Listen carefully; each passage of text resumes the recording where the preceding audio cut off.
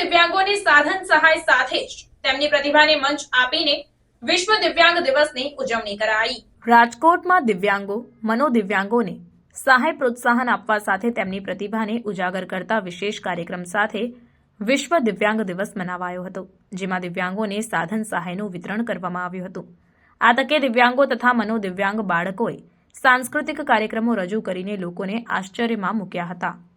રાજકોટના જિલ્લા કલેક્ટર પ્રભવ જોશીના નિર્દેશ મુજબ જિલ્લા વહીવટીતંત્ર, સમાજ સુરક્ષા વિભાગ તેમજ દિવ્યાંગો માટે કામ કરતી વિવિધ સંસ્થાઓ દ્વારા સ્પેશિયલ હોમ ફોર બોયઝ ખાતે વિશેષ કાર્યક્રમ યોજવામાં આવ્યો હતો, જેમાં દીપ પ્રાગટ્ય બાદ વિવિધ સાંસ્કૃતિક કાર્યક્રમ રજૂ થયા હતા।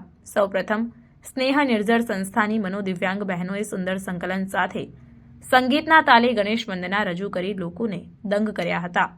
ત્યારબાદ વિરાણી બહેરા મૂંગા શાળાના મુકબધિર બાળકોએ રામ આયેંગે ગીત પર સુંદર નૃત્ય રજૂ કર્યું હતું। શ્રીરામ, સીતા માતા અને હનુમાનજી મહારાજ તેમજ અન્ય પરંપરાગત વેશભૂષામાં સજ્જ બાળકો પોતે સંગીત સાંભળી શકતા ન હોવા છતાં પોતાના શિક્ષકના ઇશારાઓ પર સંગીતના તાલે સુંદર નૃત્ય રજૂ કરતા જ લોકોએ તેમને તાળીઓથી વધાવી લીધા।